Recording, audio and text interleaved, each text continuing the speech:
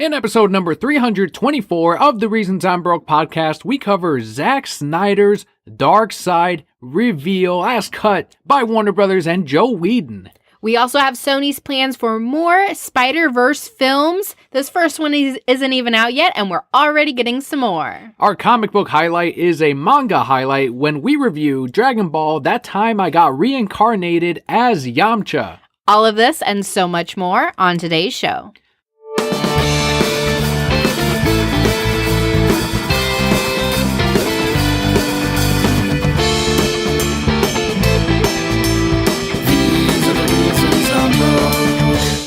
Hello and welcome to your Podcast Awards nominated The Reasons I'm Broke. I am Darth Vaydaniel. I'm Emperor Kelli. For brand new Brokeheads, this is the breakdown of the show. As first we go over some news. We head into what's new on Netflix since it is the first episode of the month. We go into our Brokehead block, which is what's been going on with Kelli and I. We thank our Patreon backers who make the show possible. And finally, we end with a comic book highlight.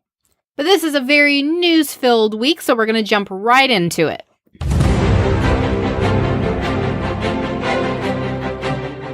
Much like our tagline, we've got games, we've got comics, we've got movies, and kicking it off, of course, with an Xbox One listing.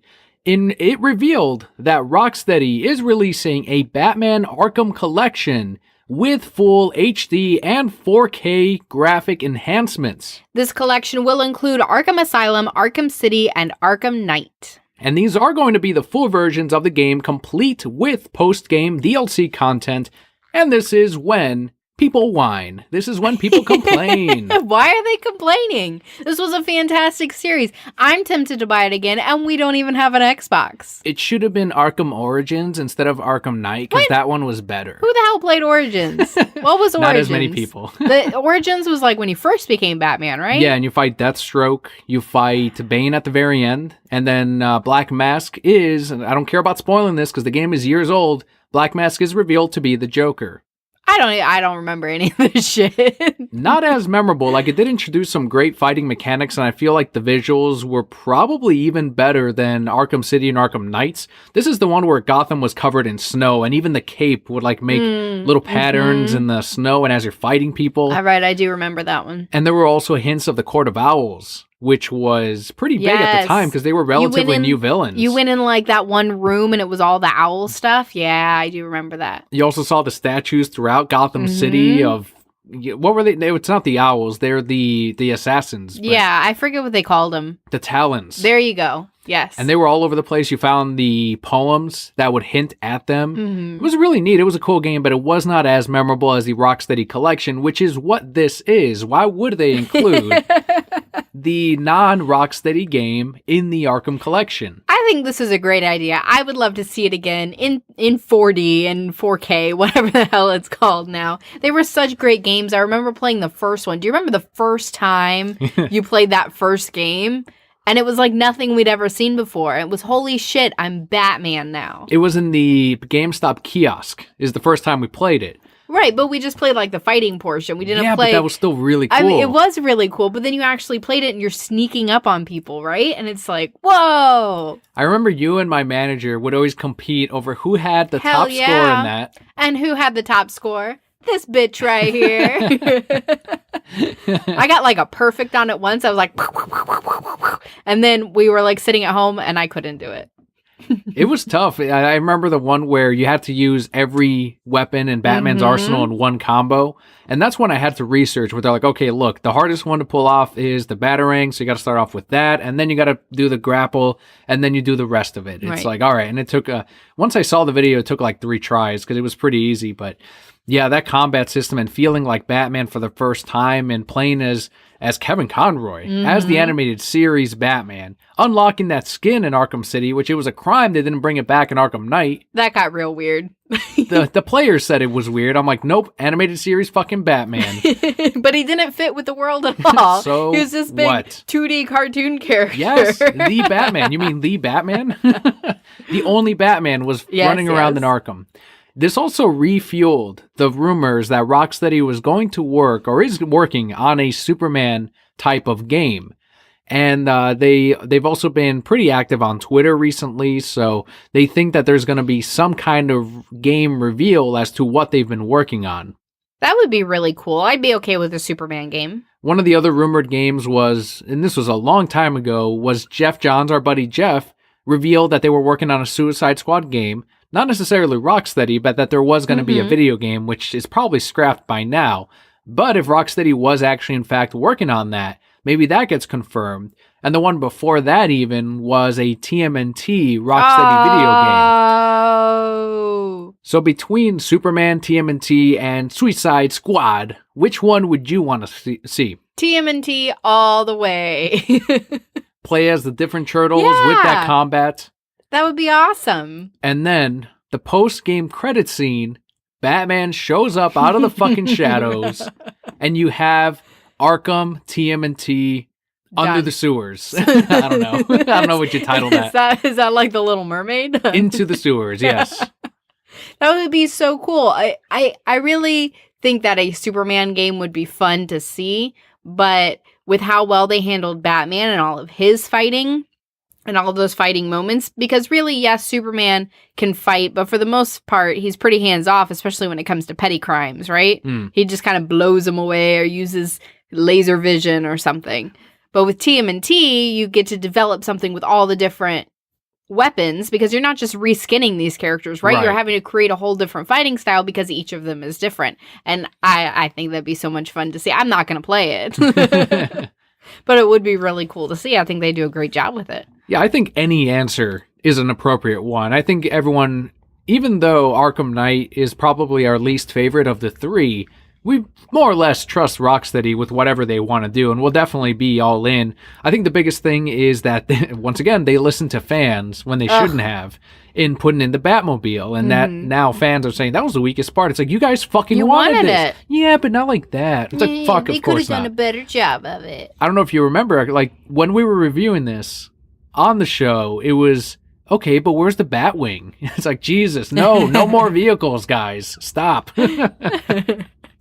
Over to the Nintendo side of video game news. According to a tweet from the Pokemon Company themselves, Pokemon Let's Go Pikachu and Eevee have broken the Nintendo Switch's first week sales record on the worldwide charts. In total, 3 million units of the game have shipped in the first week. We have ours. It's still in a box. It is. And many players are eagerly awaiting the true Pokemon experience next year when we get the proper full-fledged game, as the Pokemon fans are putting it. I'm excited to play this. I don't know what to expect, though. Maybe that's why I'm excited. From what I'm hearing, it is essentially an enhanced Pokemon Go, but a lot of Pokemon fans are still enjoying it, even though it's a simple version of all of this. The real reason that we got this is because it came with the Pikachu and Eevee Switch, which we had to have. I have all of the Pikachu systems except for the N64 and the Game Boy Color, if anyone would like to gift these. Little gaps in your collection. I was poor then, okay? I guess I'm poor now, too. But I could not pass up the chance to have all the Pikachu things, because one day when I'm old, Leo will sell my collection and be a millionaire and say, Mom, why did you leave all these in a box for all these years? I love the memes that have come out of Pokemon Let's Go. Like, yeah, we saw Venusaur running, which was great. It's like, it's a frog? Yes, it's a fucking frog. Why do you think it's one of my favorite Pokemon? And people were blown away by that. But the other is the one where you first come across Bulbasaur. It is a Pokemon Yellow remake, by the way. Like, it's pretty much confirmed. People have played it, and they're like, yeah, it's a Pokemon Yellow remake. Pokemon Let's Go Pikachu is a Yellow remake? I thought you said it wasn't a real Pokemon game. It's like Diet Pokemon Yellow. So it's easier for me to play, and I don't have to get as frustrated, because Pokemon Yellow is fucking hard. Like, you can't run into Pokemon in the grass anymore. They show up in the map, just like they do in Pokemon Go, so you don't have to fight them. You don't have to run into them. But then how am I going to level up and beat the game if I don't have to fight them?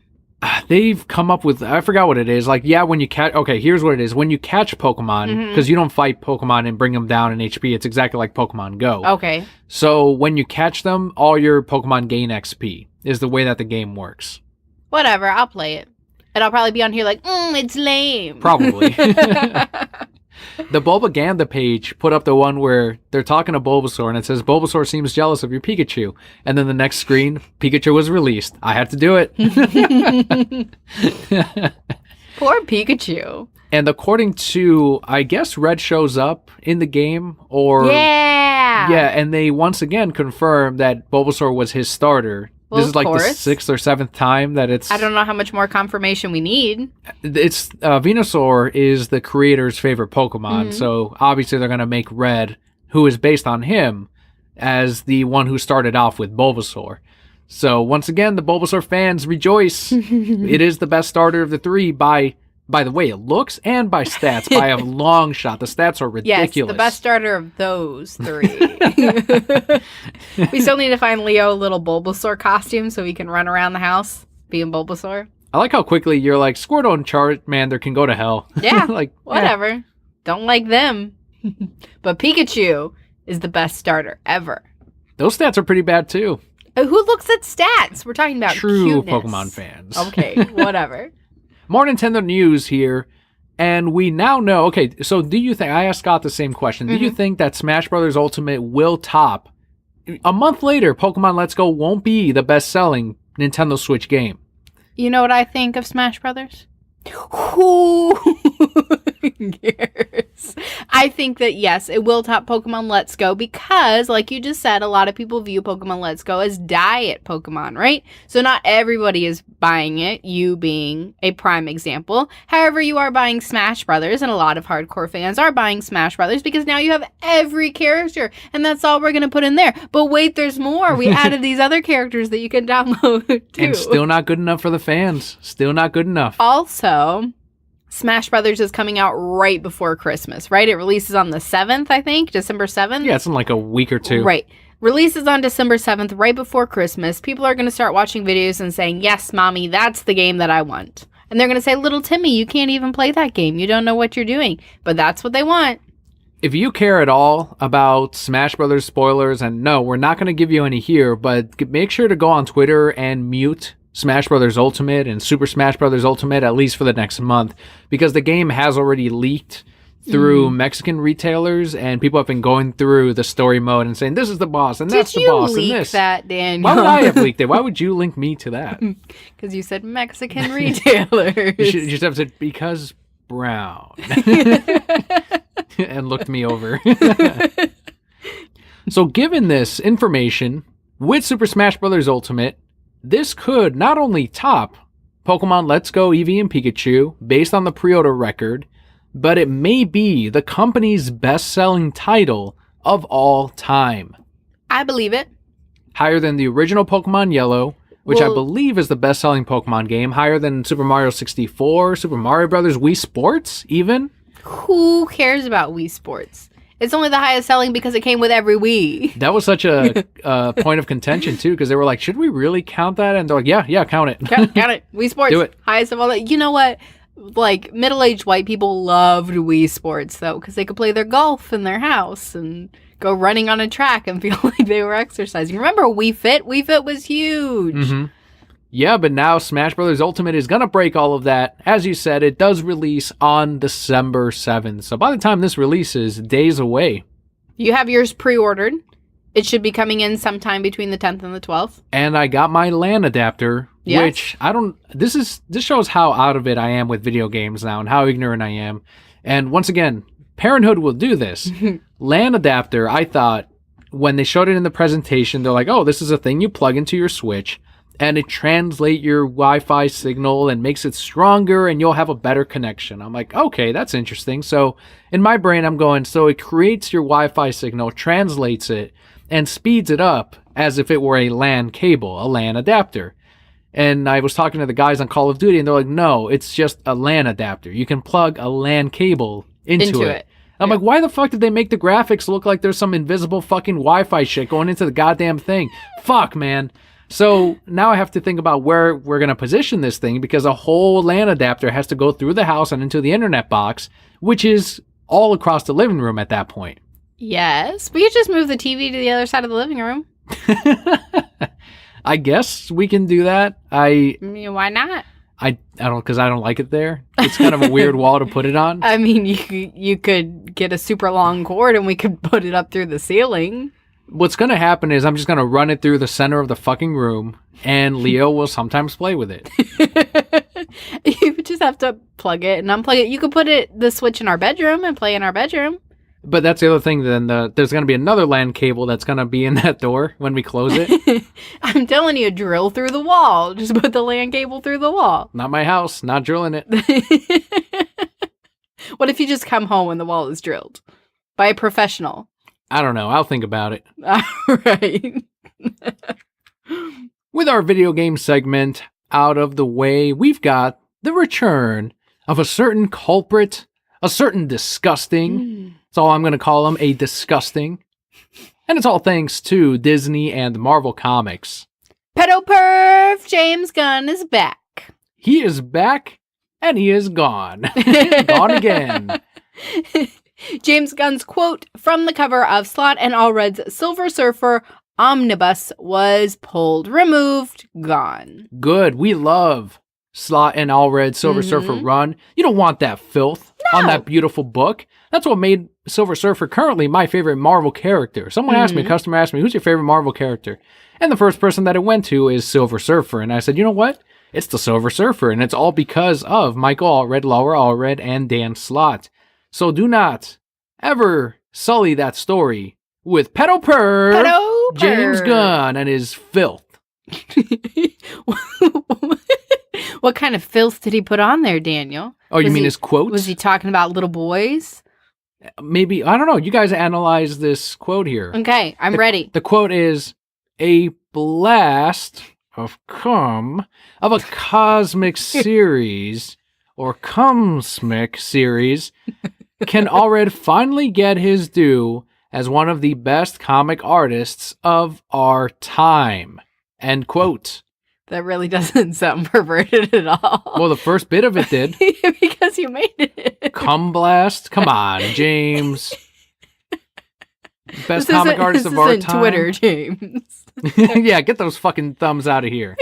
Stop typing this shit. I'm glad that his quote is gone. As all our broke heads know at this point, we don't like James Gunn. We're glad that James Gunn is gone. And gone from what? He was previously fired from Guardians of the Galaxy Volume 3 by Disney for his filthy, disgusting tweets, making terrible jokes at the expense of women, children, and babies. Not cool, man. It is unfucking forgivable. But Daniel, I was younger. I was a young man. Yes. I was a 40-year-old young man. Long time ago. Long time. I can't wait till I gain another 10 years so I can tweet out filthy, disgusting, hundreds of pedo tweets, and then when I'm in my 50s go, but I was young, it's fine. I was a different person then. How about you just don't? Wait, is Twitter still going to be around in 10 years? Probably not. Okay. We just dated this episode. We sure did. Is the omnibus something that you are going to purchase? I am really considering it because I had repurchased the original run because we have all the single issues. We have a couple of the variants, and I had bought the first 2 volumes in trade paperback format, and money got tight and I couldn't get 3, and by then the rest of them released, and I'm like, okay, I'll come back to them one day. They're still in print. Now that I see that the omnibus is releasing, I might just get that instead. It's a nice format. It's got all the trades in one.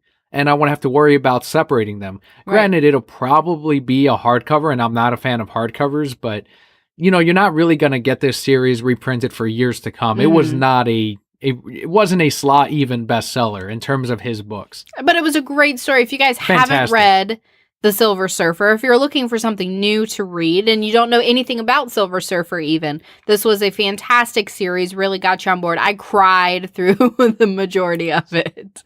And it does revisit his origin because that does come back to haunt him. So really it is overall balanced, really good story.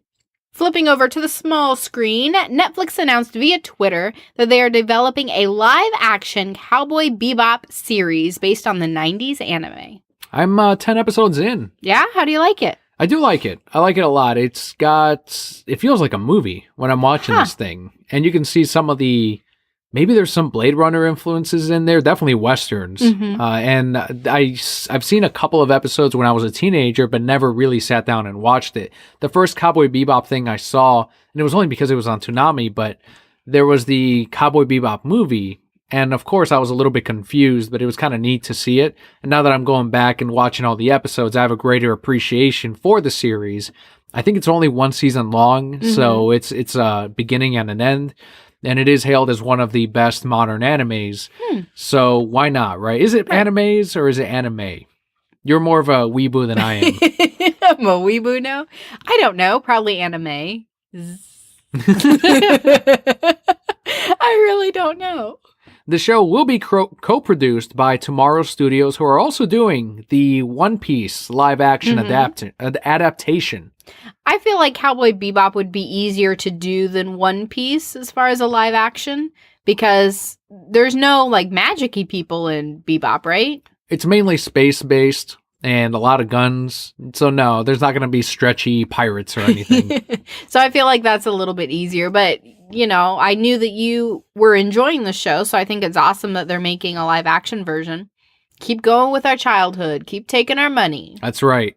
Something else that is getting even more content, it's growing and good on them, but Sony Pictures Animation is developing a sequel to Spider-Man Into the Spider-Verse and an all-female spin-off film, according to The Hollywood Reporter. This movie hasn't even released yet. It comes out December 14th, and it's already got 2 sequels planned. As well it should.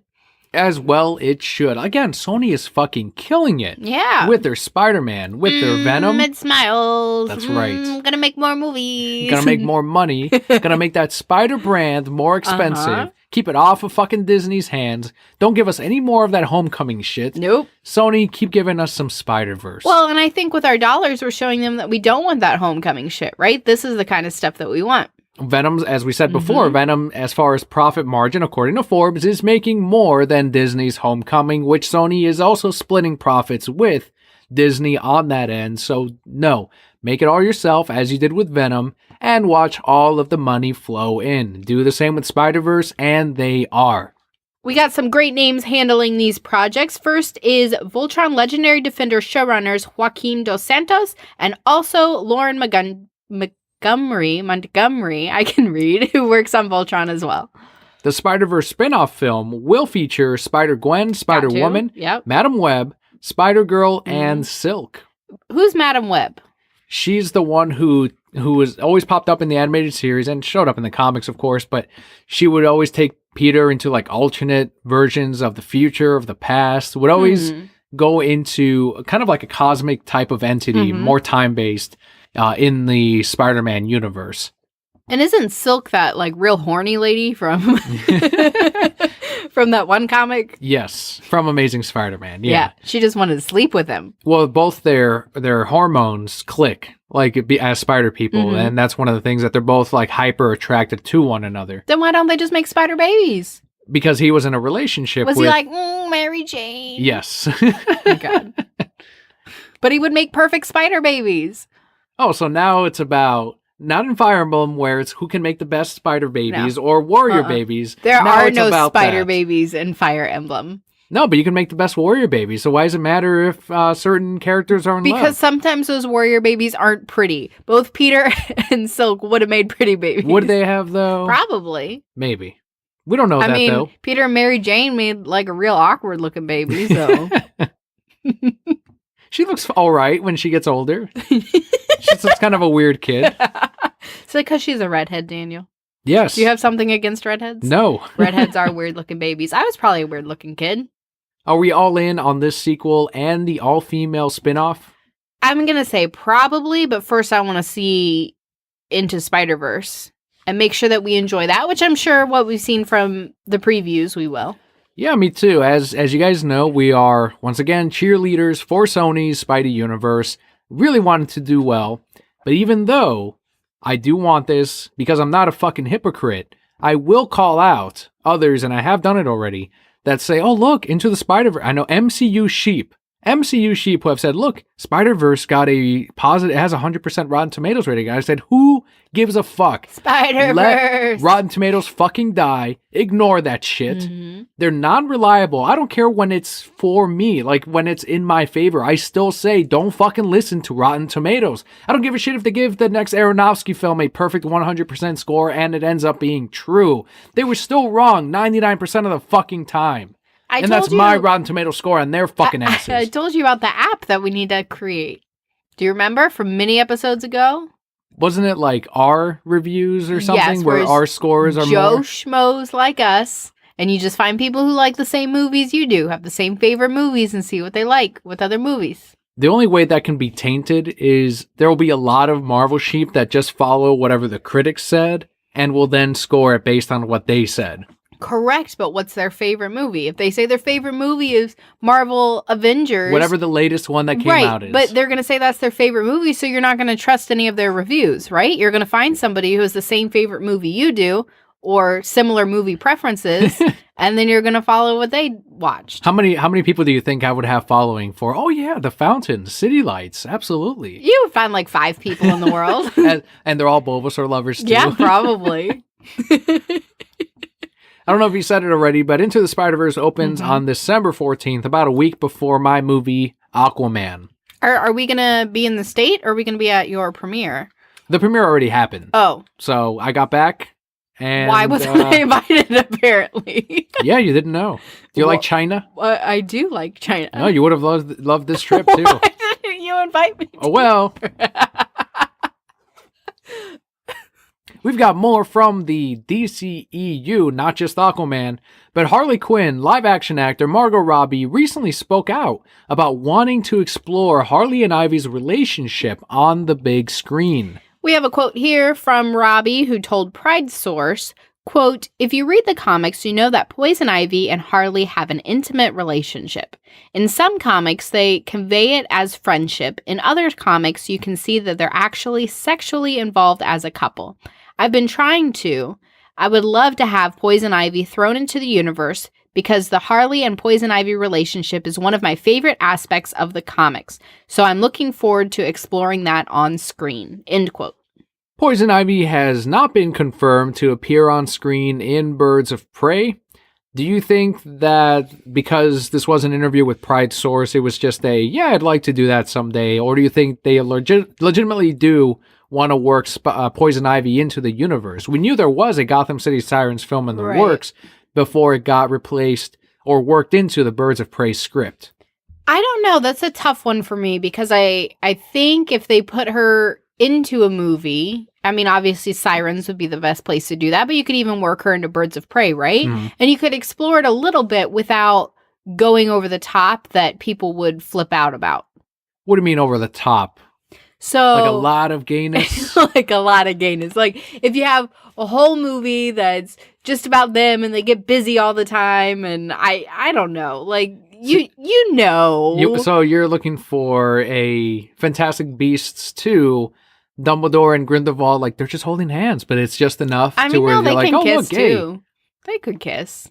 But the thing that I like about Poison Ivy and Harley's relationship, like we saw in the Harley comics, right? Obviously, you know that they've been together, and that's kind of a thing that happens occasionally. Sure. But at the end of the day, they're still just best friends. So, like, they hook up, they hint at it, and then at the end of the day, they're still not a couple. Yeah. They're just best friends. And for me personally, that's what I think fits best with their relationship, because they're so vastly different. And at the end of the day, Harley still has that connection to Joker as much as she wants to say that she doesn't.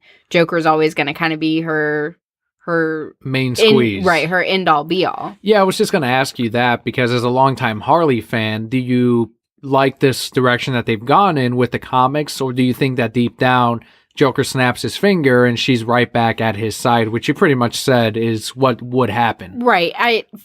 As a longtime Harley fan, as liking Harley before it was cool. That is the Harley that I fell in love with as a character. So that's always the Harley that my heart kind of goes to, right? I love that she goes out and does her own thing. But Joker always comes back and says, oh, I've changed. I'm going to be different this time. And Harley, being who she is, 90% of the time believes it and goes back to him, and then it's the same shit again, and then she's out on her own again and doing her own thing, and Joker doesn't really care, and she's hooking up with Ivy, and she's hooking up with these other people. You know, that's just who Harley is. But I think if you ever truly took away that dynamic of her and the Joker, then she's not really Harley anymore. Do you remember that Paul Dini episode where she's pulling the gun on Joker at the very end, and he says, "You don't have the guts." And she's crying, and there's just tears coming out, and she pulls the trigger, and the little bang comes out, and she looks at it, and she thought it was actually a gun, and Joker looks at it too, and he gets really angry, but then he goes, "Baby, you're the greatest," and then they get together again. Right, yeah. So he loved that she was gonna fucking kill him. And again, that's Harley and the Joker, and I even feel more so the Harley and Joker that they created from Suicide Squad would be that kind of relationship. Because that Joker seems to genuinely have feelings for Harley, which we haven't really seen, at least not in the animated series. He just kind of pretended. I think you would prefer to see that relationship explored more, which was one of your favorite bits from Suicide Squad. Birds of Prey and the Fantabulous Emancipation of One Harley Quinn opens on February 7th, 2020. That's too far away. We'll get a trailer by next fall. Next fall. It'll be here so quick. Right. We'll blink and it'll be gone. We've got some more Warner Brothers news. According to The Wrap, WB has hired Gareth Dunnet Alcocer to write a Blue Beetle script centered on Jaime Reyes. In the comics, Reyes is the third Blue Beetle who wields an alien scarab and can form weapons and armor over his body. If this comes to fruition, it would be DC's first live-action Latino character starring in his own solo film. I was going to say that they beat Sony to the punch, Miles Morales, but it's not technically live-action. Right. And he hasn't shown up in Disney's Homecoming, although he was hinted at, but he wouldn't have been the star yet anyway, even if he did show up in Homecoming too. But the DC and Warner Brothers will not be recognized for that if that ends up happening. Of course not. How much of Coco's success do you think contributed to this, if any at all? There was a Booster Gold Blue Beetle film that was announced many years ago, but have since been broken up into separate scripts. I don't know that I would contribute this to Coco's success because they're two different, very vastly different things, I think. When I look at it, I don't know, maybe you can provide more insight. You don't think it's like the situation of Wonder Woman, where every studio went, okay, what female property character do we have? And then you have now a Red Sonja movie coming out, and now actually Kevin Feige with Marvel Studios and Disney going, it was because of Wonder Woman's success that we had the confidence to move forward with Captain Marvels. People forget that. So again, I think they're two very different things. I'm trying to think of a good analogy. It's like, okay, I eat a salad, right? Which is lettuce, which will kill you, and various other things. And I really enjoy that salad. And somebody says, okay, what pasta dish can I make you? Like, they're both food, but they're still very different. My success here enjoying the salad is not my success enjoying that pasta. So Coco was a family movie. It was a kid's movie. Superhero movies are a very different genre. Superhero movies, you have to, for the most part, your audience has an understanding of who the characters are, and you trust that they have that understanding when you're building it. Coco is Pixar. They start from nothing. You don't have to know anything about the characters. You don't have to know anything about the Day of the Dead, and they were able to build that world and trust that people would go see it.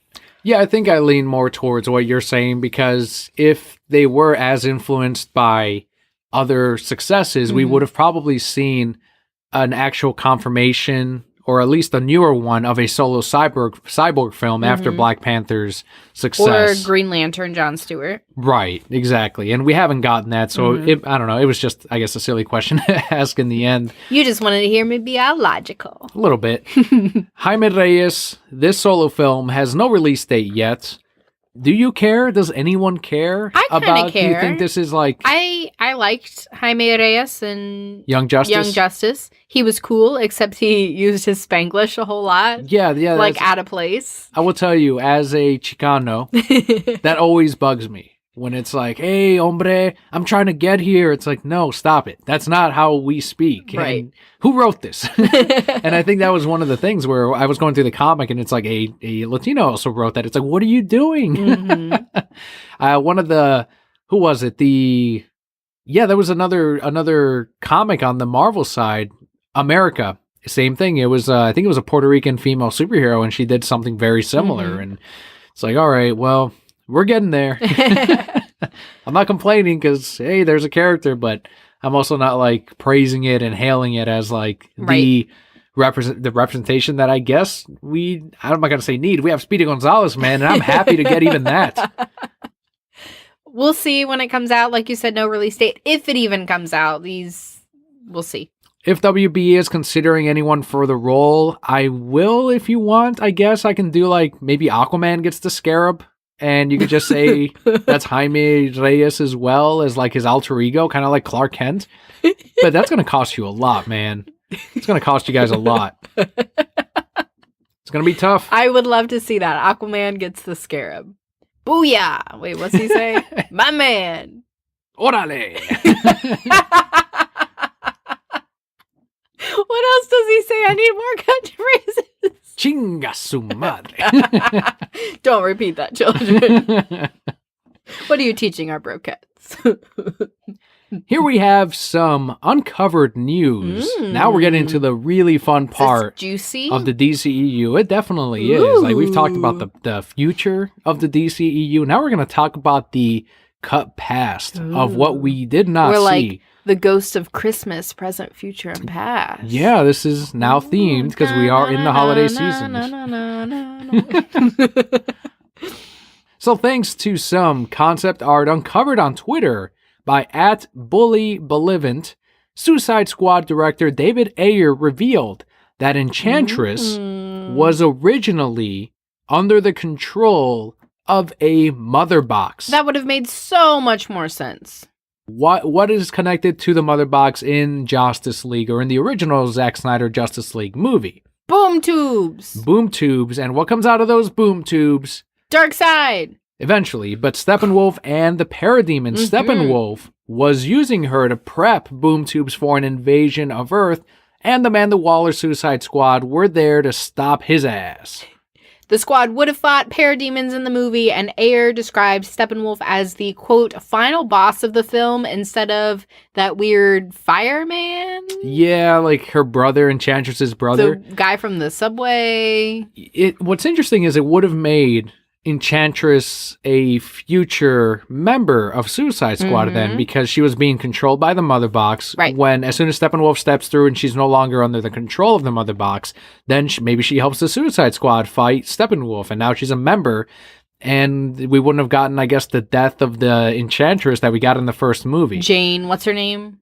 Yeah, I don't remember, but it's like we had to have that so Rick Flag could be like, meh, meh, meh. I could be like, I don't care. You're like, where's the Joker again? Yeah, where is he? Harley, go find the Joker. Will Smith, go find your daughter. They've also, that would have been Diablo fighting Steppenwolf as well, instead of that would have been so fucking cool. Do you think Diablo would have died still? I was so hoping, like, I just knew in my mind, and every time I watch it, I expect it. That Killer Croc comes out and he's got like Diablo on his back. Like, yeah. And Diablo's like smoking, like smoldering. Yes. I've seen this movie how many times and I still expect to see that and I'm heartbroken. It would have been so cool, man. It would have been perfect. But instead they broke my heart. They did say that so instead of the goopy monsters that we got in Suicide Squad, it would have been humans turned into parademons, which was hinted at in Justice League's history lesson scene where you saw like some of they weren't Atlanteans, they were the Greek gods that were turning into parademons, and we didn't really see how that went about in one of the cutscenes for Justice League, in that warehouse scene where you first see the Flash and Batman says, save one. What do I do after that? You'll know. And he's, saving the people. They would have looked up and seen cocoons of humans as they would have been transforming into, which also makes sense because of the wings and everything. In this particular concept art for Suicide Squad, though, and that's one thing where I'm like, okay, they could have like changed this portion of it. The parademons did not look as comic accurate as what we got in Batman v Superman. And granted, this is just concept art. They could have made it match what we got in BVS, which they probably would have at that point, since that was already filmed and we saw them. But the whole analogy of the cocoons they would have had to find a way, I guess, to make that work in this movie, and maybe they would have. I really like the concept art of them, though. The only thing I would have changed is to add the wings, which maybe that is something that they would have done, but I think it fit very much with the theme of these are humans that are now being turned into these monsters, right? Because they still looked very human, just all scraggly human. Right, and one of the things that you had said is that we wouldn't have gotten that scene of Deathstroke, like killing off all these goopy monsters. I'm like, he can still be killing off parademons. Parademons. Would have been awesome. But then maybe they would have felt that they were too human and they could have saved them. I don't know. That's just my favorite scene in the movie. I didn't want anything to happen. This would have also fit. They changed it because of the altered plans for Justice League, and not necessarily the Joe Whedon stuff, but they went in a different direction even before Zack Snyder's Part 2, which originally, I don't know if you remember, but they counted them as Part 1 and Part 2 of Justice League. And instead they said they were merging them into one film. That was also covered on the show like 3 years ago or something. And that's probably a part of that. But if we had gotten this part of, or this version of the Ayer, I guess, film, which he never filmed again, but that probably would have then led Darkseid as the big bad in Justice League Parts 1 and 2. Steppenwolf would have been the guys that would have gotten killed by the Suicide Squad. Or they would have pushed them back in the boom tube. Either way, he was ugly and weird. It would have connected it way more to Zack Snyder's universe. Do you remember what Steppenwolf looked like in Batman v Superman's cutscene? Not weird. Looked pretty awesome. Like, yeah, with that awesome armor and kind of like a more alien-looking face. And instead we got, I guess, the more, I don't know, this really weird CGI human. But, oh well. Oh, well. In another life, in another time, maybe we'll get the Justice League we deserve. Was that the biggest reveal, though? It was. Steppenwolf and Suicide Squad? It was not the biggest reveal. Parademons and Suicide Squad? No, what could be bigger than that? What's bigger than Steppenwolf and Suicide Squad? Darkseid! Fucking Darkseid, revealed through Zack Snyder's Vero account. And this was originally an artifact type of wall painting or wall image of Darkseid in the cutscene from Justice League. Thanks again, Joey Whedon and Warner Brothers. That was the original history lesson cutscene in the movie. Zack Snyder put in the caption, quote, "A bell can't be unrung." Exactly like you said, this looks like crude cave drawings. Something that I could draw, almost. Don't knock the Amazonians. It was their thing. And it's Darkseid with a little jewel in his belly button. Well, it was. I think it was the mother box. I'm pretty sure that's a jewel. And he got a nice belly button ring.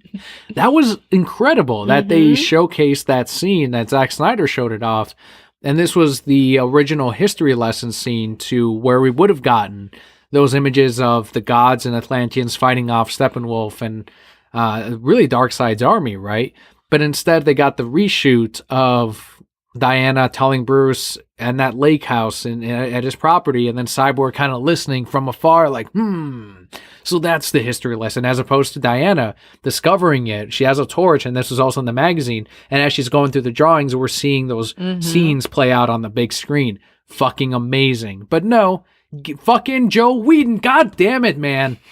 The rage continues over a year later for Joey Whedon's Justice League. Hopefully someday we'll get the Snyder cut, and then you can see the movie that you want. This is the thing. That's what a lot of DC belugas have been wondering. Is this Zack Snyder putting this out as yet another hint of, yes, maybe it is coming? Or is this him rallying the troops saying, keep going, guys, maybe we're making progress? Or is this him going, fuck it, we're not getting it, so who cares? Whatever.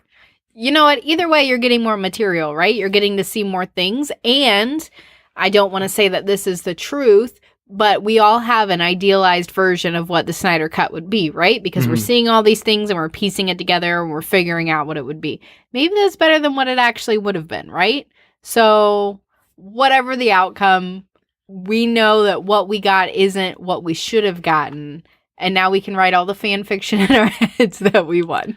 One of the funny memes, another one that I saw was, if they release the Snyder Cut, then the Marvel sheep and the bloggers and reviewers will have to admit one of two things. Either that, one, that Joey Whedon's Justice League, which was negatively received, people shit all over it, and less people saw it in theaters than Man of Steel was the better version, or that maybe Zack Snyder made a better film. Either way, they fucking lose. Like, that is a terrible fucking way to go. Right. Yeah. And I hope it happens. I hope they have to pick one. I know a lot of you know that I manage a comic book shop, and I saw this article really take off on Bleeding Cool, and I figured maybe I can bring a little bit of insight to some of these questions that came out of this. But there was a situation that came when a customer of Comic Cave Comics, which is in Springfield, Missouri, when he set up a GoFundMe page for his local comic shop to help them with over $6,000 worth of product that has not been picked up by subscribers. The campaign reads, quote, "The part of the comic business that few seem to realize is that when someone doesn't pick up their orders, it can kill a brick and mortar store. Inevitably, people special order products, subscribe to comics, and ask him to order in items and then never pick them up. They assume he can just, quote, sell them elsewhere. The problem with that mentality is that comics are new, hot items sell best business. Josh, the store owner, is struggling to clear debt and be able to order new inventory for his shop. He's not one to complain to his customers or his friends," end quote. And that is a situation that I've ran into over the years where people's eyes are bigger than their wallets, where they'll want to order a massive item that they're like, oh, when's that come out? Comes out, 4 months from now. Okay, yeah, please order it for me. It's like, all right, it's $400. Yeah, it's fine. And then they'll ask a month later, so were you able to get that? Yep. Okay, good. Awesome. And then when it arrives, I don't know if I really want this anymore. Like, I found this cheaper online, or I just, you guys can sell it, right? It's like, what are you doing, man? Right. It's like they don't admit that either they were never able to afford it and did not realize it until it's here.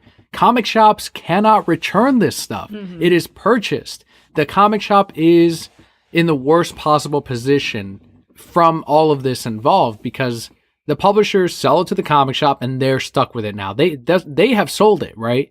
They are done. But the comic shop now is stuck with that burden, right? They have to rely on trusting the customers, or it depends on how they go, right? If you've had a customer for many years and it's like, okay, yeah, you trust in ordering something that expensive for them. And we're going to touch all on that, but it's a tough position to be in. And it's something that I've seen time and time again, and we deal with it accordingly. It's like, okay, if you don't get this, there's no more large orders for you. Mm-hmm. And it's immediately like, whoa, what do you mean? How dare you? It's like, and I've had it where it just happened this weekend. Someone's like, oh, do you have any Zelda stuff? I'm like, yeah, actually, we have these encyclopedias right here. And they've got the artwork. They've got the items of Zelda, the history of Zelda. How much is that? $39.99. Let me see how much it is on Amazon. Checks her phone.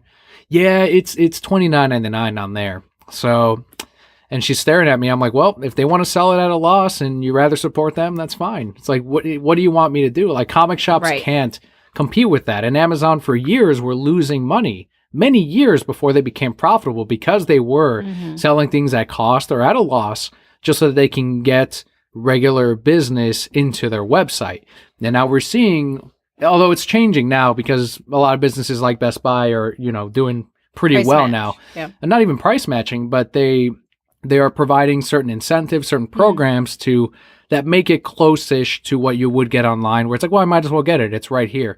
But the other thing too is more and more people are realizing that, yeah, while it is costing you a little bit more to buy from a local shop, you're keeping shops local. You're buying from someone who's you're not supporting a CEO up at some, Fortune 500 company. You're supporting someone that lives in your town. And that's one of the things that a lot of people are realizing. And I'm seeing more and more of the shop local bags even that come into the comic store. So it's really neat to see.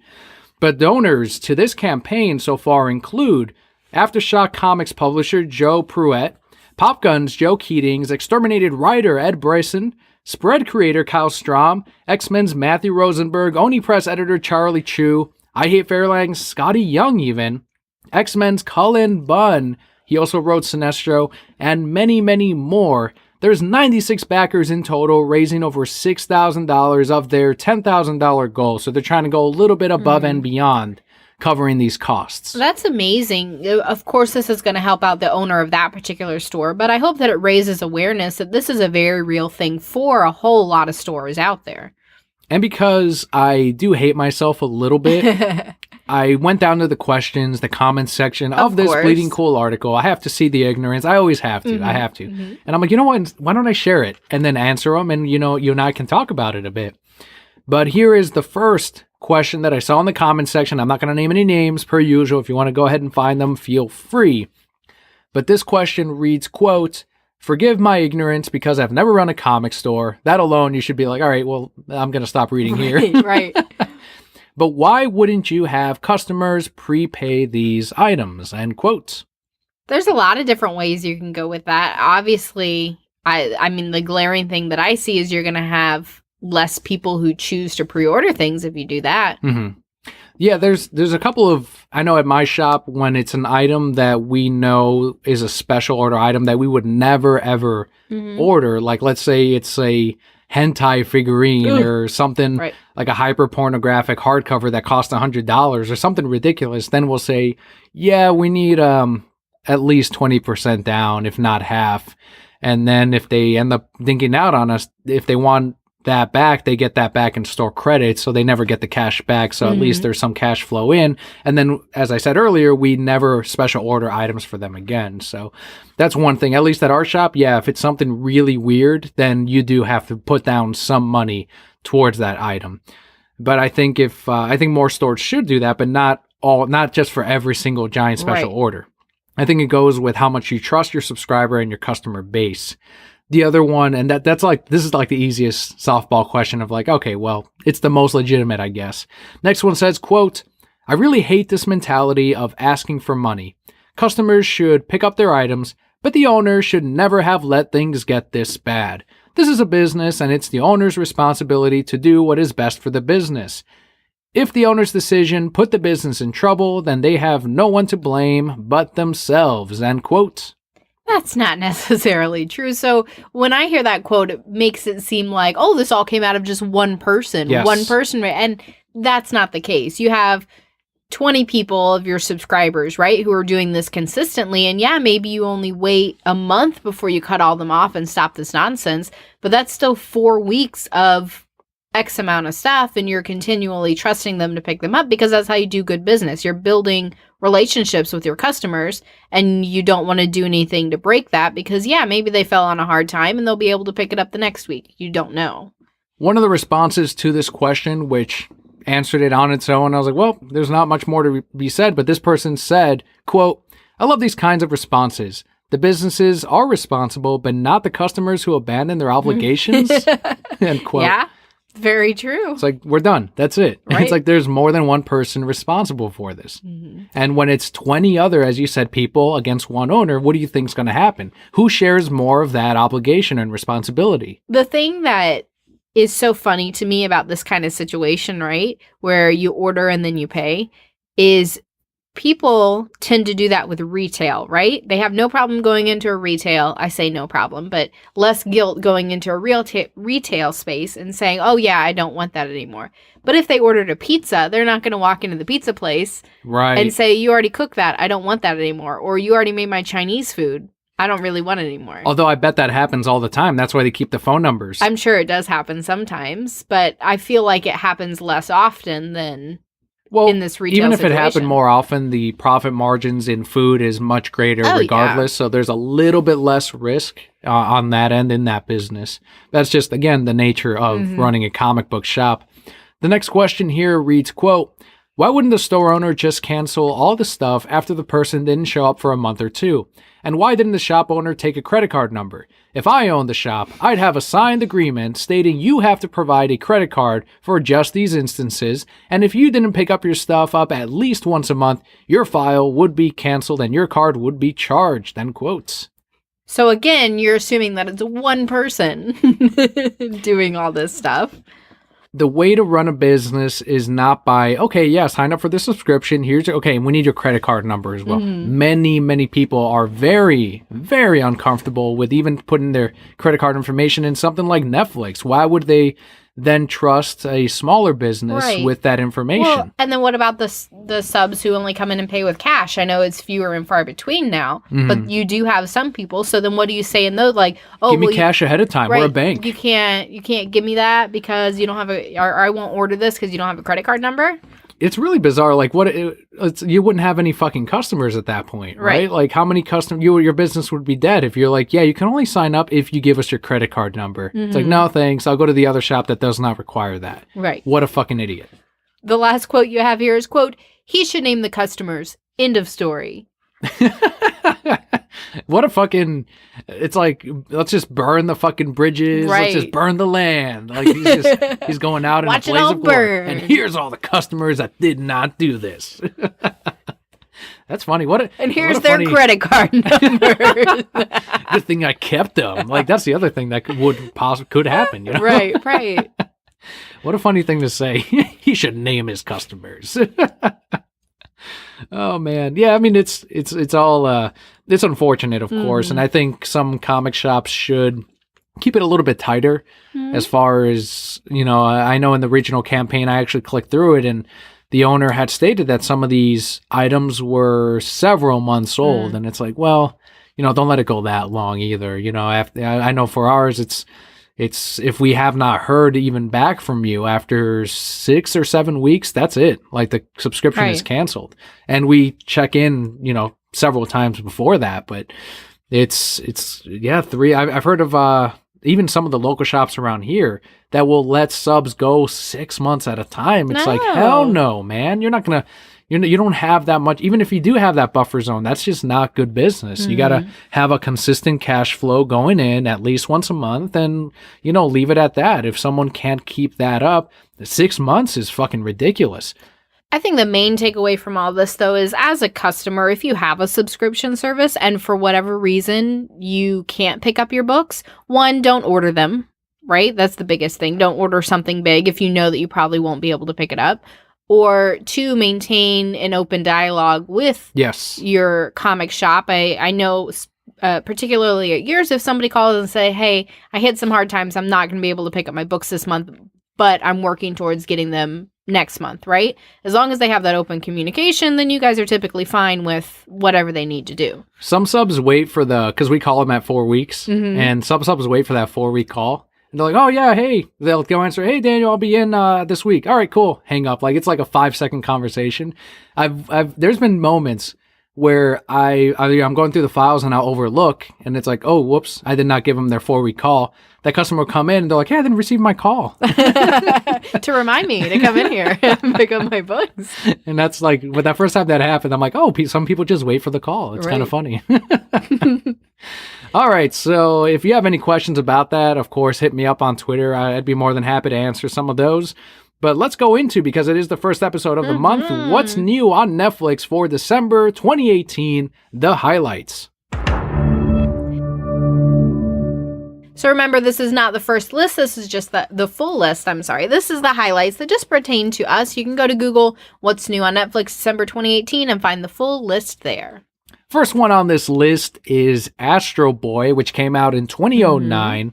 It was an attempt at, I guess, reviving the series on the big screen, or this old, manga. This, I think it's considered as either the first manga or the first anime that they ever made. Wow. So it's kind of neat. I love the video games. They came out with the games on the Game Boy Advance and the PlayStation, I want to say.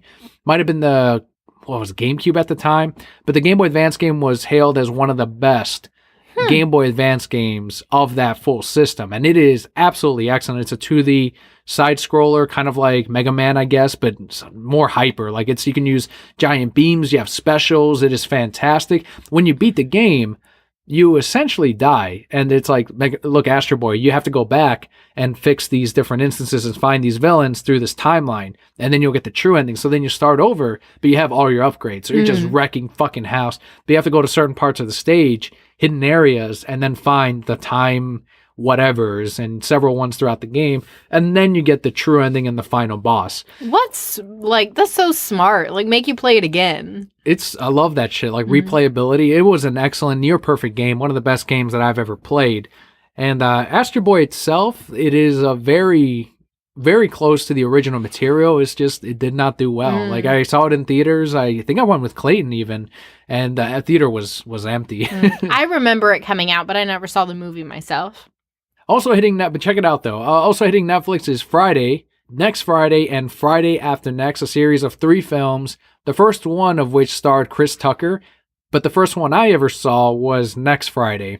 And that was because my friend was like, hey, there's this really cool Mexican character in this. I think you should watch it. We were in junior high, and I guess race was really important to him.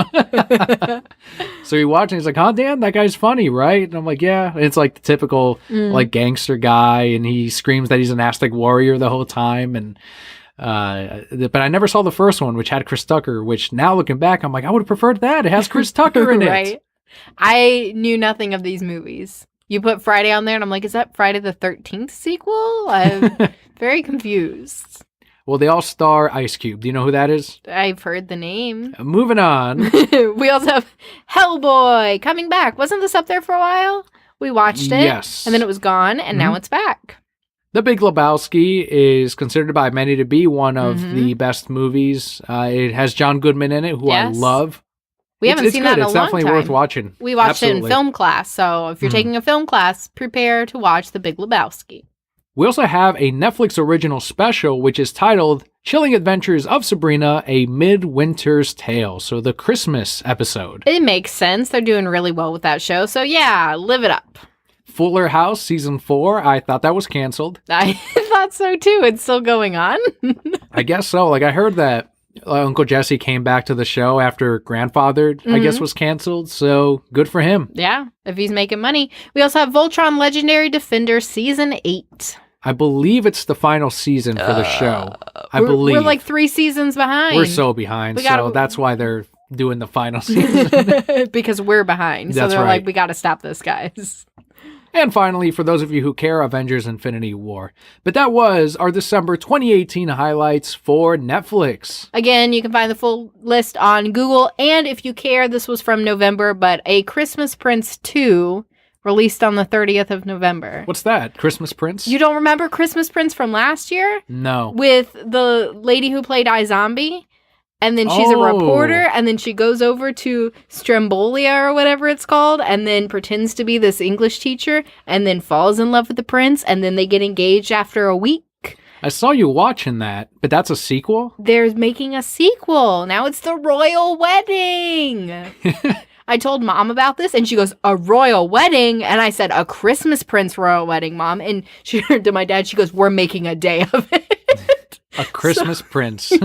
So she and I are going to watch a Christmas. Listen, that movie did so well for Netflix that this year's just Netflix Christmas originals. And I watched them all. Yeah, I keep seeing the one with Russell. Damn. Like we saw it earlier. He plays Santa. He was in Escape from New York. Someone's telling me right now. I know it. But he was also in Guardians Volume 2, as written by Pedo Perv James Gunn. He plays Peter Quill's father. Christmas Chronicles. Yes. Is that the one you're talking about? Yeah. I haven't watched that one because it doesn't look like a romance. It probably isn't, but I hear it's good. I hear it's really good, too. I heard that one was good. I watched The Princess Switch with, what's her name? Vanessa Hudgens. Okay. She was all over that. She played 2 characters. And then I saw A Christmas Calendar 1.5 times, and that was fucking lame. Don't watch it. Did not like Christmas Calendar. And since it kind of relates to Netflix, let's head into our Broquette block. What have you been consuming on Netflix? Leo and I watched Ninjas in Love. What is Ninjas in Love? Is it what it sounds like? It's not really Ninjas in Love. So it's actually Chinese, and there were no ninjas in Chinese culture. Those were Japanese, were the ninjas, right? So it's called Eternal Love, which is based off something else. I don't know. And it's in Mandarin, so I have to read it. So it's very difficult to do things around the house with Leo. Right. But I was scrolling through Netflix, and you just see these people like flying at each other, and then 2 people looking at each other in love. And I'm like, Leo, we have to watch this. We have to. Mommy's got to see what it's and about. And he's just like...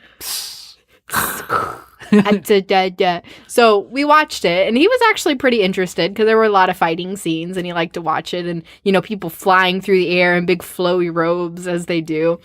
And it's essentially you have 3 clans in the world. You have the dragons and the 9-tailed foxes and the phoenixes, right? And there's a 9-tailed fox girl who's very mischievous. So they take her to this god of war who only trains boys, and they make her look like a boy and they stick her there. And so she's got to get trained but he can see through. He knows she's a girl like this whole time, right? But he's like, yeah, whatever, I'll fucking train you too. And then of course she's getting into all these problems. And then all these men are starting to notice her and figure out she's a girl because they're like, what are these feelings I'm having for this boy? But then they figure out that she's a girl. So this whole time I'm like, yes, she's going to end up with the god of war, right? Because that makes so much sense. He saw her and he said, yep, I'm going to train her. And the whole time he's showing favoritism and giving her like peach wine because she's a drunk and saving her from all these people who keep kidnapping her. And I said, it's perfect. It's a perfect love story. But these episodes are 45 minutes long. I don't have that much time. So we got a few episodes in and I said, let me see, because this other guy started hitting on her and she was real awkward about it. The son of the ghost tribe or some bullshit. Okay, he started hitting on her. So I'm like, let me just see when she falls in love with this, god of war, and then I'll fast forward to that episode, right? And I Google it. She never falls in love with him. Never. They don't even have a romantic anything. Some other faceless bitch comes along and she falls in love with him. And I'm like, I don't have energy for this. So I stopped. So she turns out to be a beach ant. Beach ant. It was such a good premise. Like, I would have rather read it than watched it and heard it in Mandarin, which I can't understand.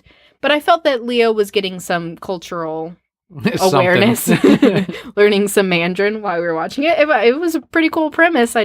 Some Chinese drama. I just don't have the time for it. The people that you want to fall in love, they never do. Does not end up happening. It was just like Zatara.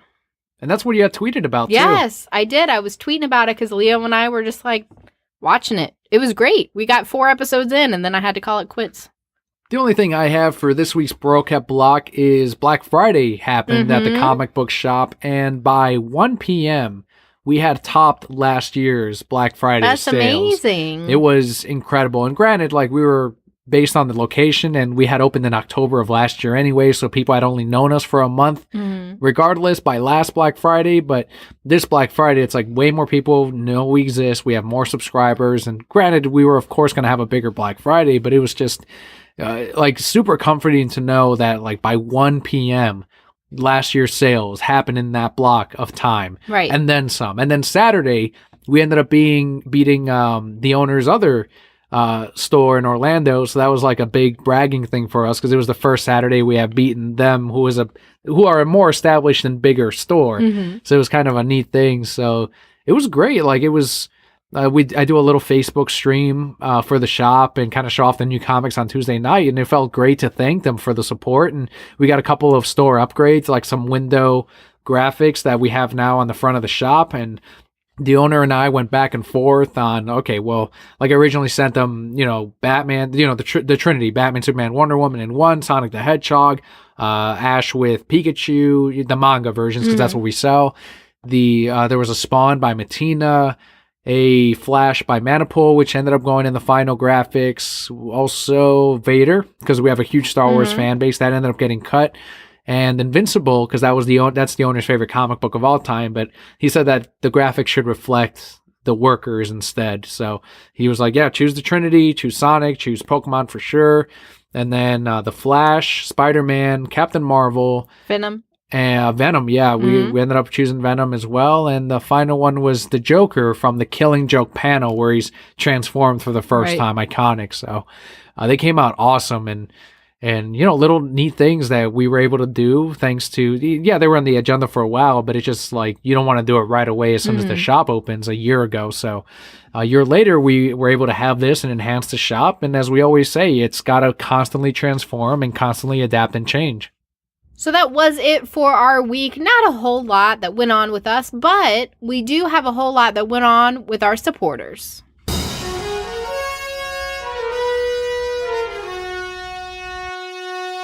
That's right. It is our Patreon shoutouts of the week with 4 that we have this week. Kicking it off with Alexander on Twitter at Swordfish Show. You can also head on over to purpleswordfish.com and it will take you straight to his YouTube channel. Al released his 3rd ever vlog to his YouTube channel. Yeah, it was pretty neat watching him once again start the day off with a cup of coffee and a cup of water. And this time he used his Sonic the Hedgehog mug. Mm-hmm. So it was kind of neat to see all of that. And as he said, he can talk about Sonic all day. He can do a whole vlog of just Sonic the Hedgehog. And I hope he does.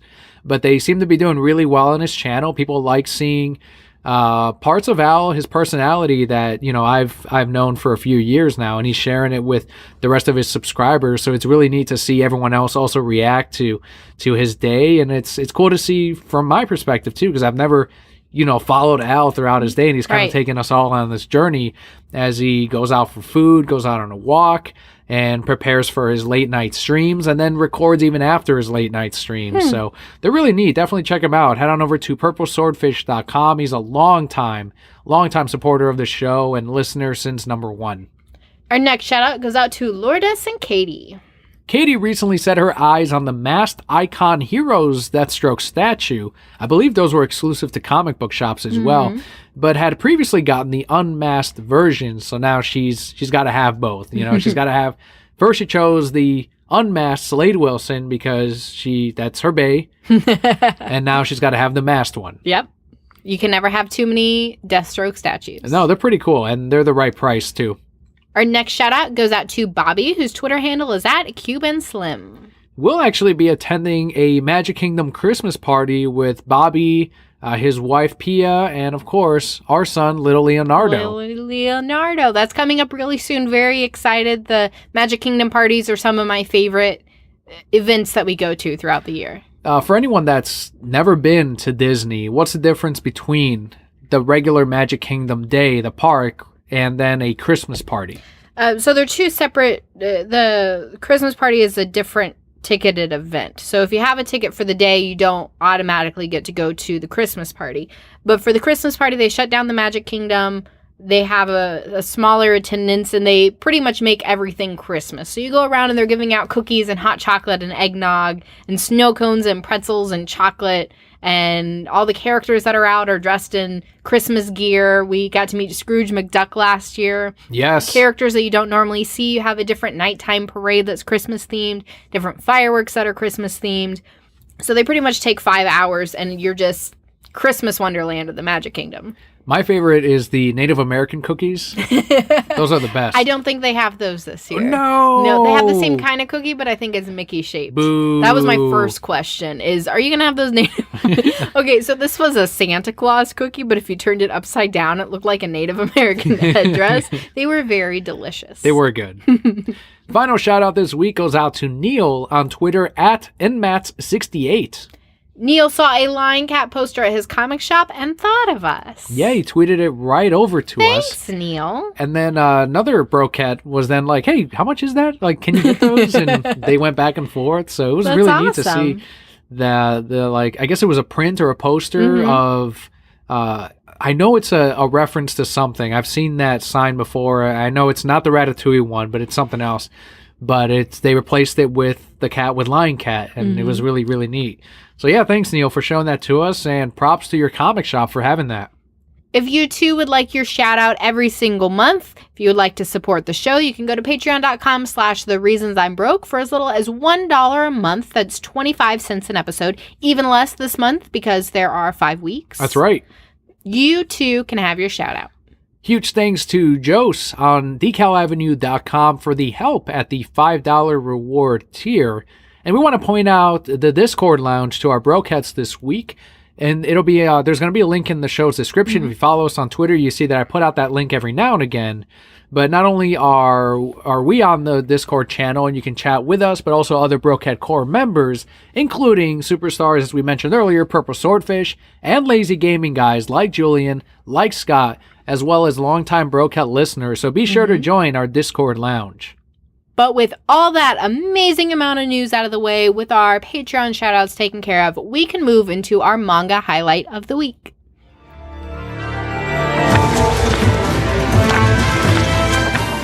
This week we've got Dragon Ball. That time I got reincarnated as Yamcha, the original graphic novel.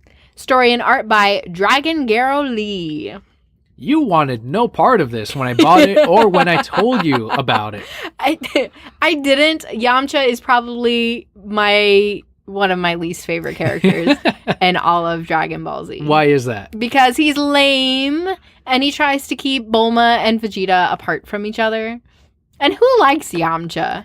Nobody likes Yamcha. I think that's why this worked. They knew, right? They knew, like, yeah, it's Yamcha. Let's see. I think so too, because people are going to see it on the shelf and be like, fucking Yamcha, let me read that shit. It's temporarily out of print already. Really? Yeah, like I went into reorder and I'm like, God damn it. They printed like 3. No way, man. I think this did really well. The whole premise is in the title, but it's more interesting because it starts off with what is basically us, the reader, and they've read Dragon Ball, they've seen the movies, they've seen the anime, they've read the stories, and they get killed or knocked out in the real world, and this person gets reincarnated as Yamcha. Wakes up early as on. Yamcha, yeah. Early on before Vegeta heads to Earth. And he has a big crush on Bulma, so it's appropriate that he is Yamcha. But due to his knowledge of Dragon Ball, which he retains, he's like, wait, I know what's going to happen. I know how I have to train. So he splits essentially the timeline by saying, no, this is where Yamcha killed himself, by going off with Bulma and not training. And instead he goes, I'm sorry, Bulma, I'll see you later. I'm going to train with Goku instead. And he does. For many years, he trains, he gets strong, he reawakens his powers, his...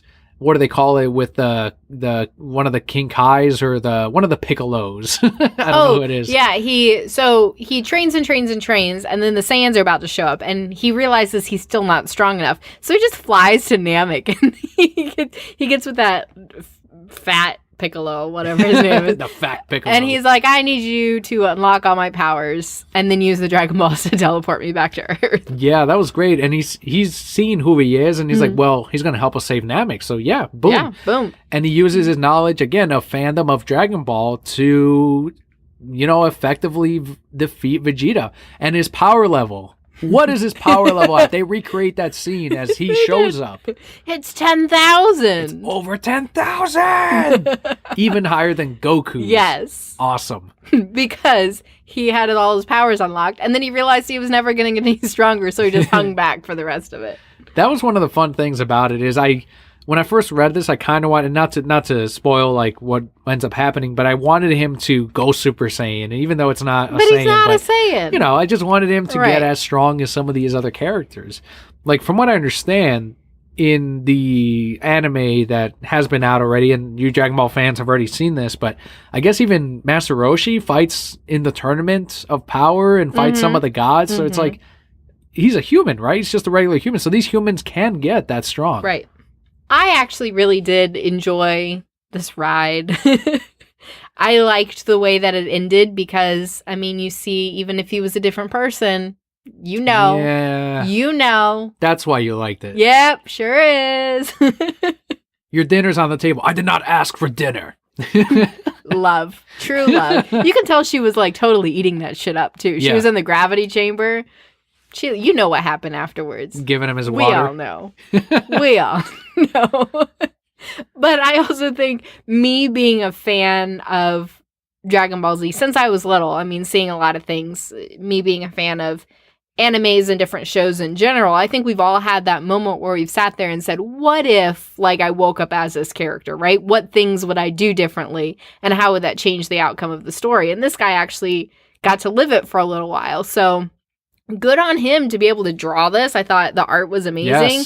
Yes. For being a fan, right? Art is amazing. I thought the story was a lot of fun. It's again, something that we all wish deep down inside a little bit would get to happen to us too. Yeah, it looks straight out of the universe. Like, all the characters are on point. Vegeta's attractive as opposed to when they originally drew him and he was not. Yeah, it's really neat. And I think any Dragon Ball fan should definitely... It's a one-off. We're not going to get a volume 2. You don't really know that. They leave it open. But maybe we'll get a future reincarnation or maybe a different take. I don't think that you would see Yamcha, but I could see them doing Chaozu for whatever reason. And then maybe you follow that story, or there's lots of things they could do. One of my favorite bits is when he's like, I've got to create an opening for Goku. Vegeta, there's Beerus, the god of destruction. Where? Turns around. Like, he's probably like, how the fuck does he know about Beerus? Right? Amazing. Yeah, it's a great read. Absolutely check it out. It's a very fast read, too. I think we read it in, 20 minutes? Like, it didn't take long to read. I read it during nap time. That's how you know how fast it was. As I said earlier, at the distributor, last time I tried to reorder it, it was out of print. So if you do come across this, at your local comic shop or wherever it is that you buy manga, I would say pick it up if you can. It's a very, very fun read. There's I don't know if there's anything by Akira Toriyama, but from what I understand, that's the only reason this is even a part of Viz Media, because he read it and he's like, yeah, that can be canon, sure. It's a side story, why not? That looks like fun.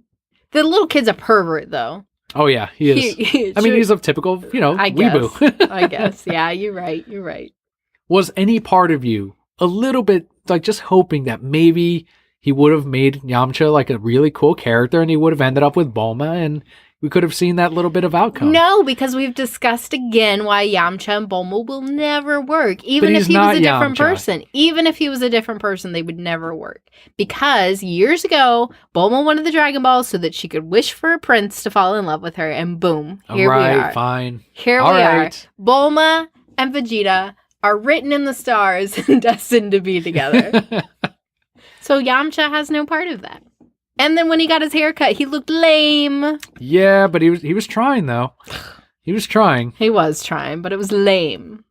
But that'll do it for our manga highlight this time. I think this is one of the few times where we've actually done Japanese comics as the highlight. And we hope you enjoyed the review and overall this longer episode. So as always, guys, thank you so much for tuning in. If you want to reach out to us, you can do so on Twitter at ReasonsI'mBroke, at Kelli. Daniel responds almost right away, and I will respond sometime before the end of the year. Definitely before Kingdom of Hearts 3 releases. So that could be years. So thanks again for tuning in. I'm Darth V. Daniel. I'm Emperor Kelli. And Broke at Core. All will be well.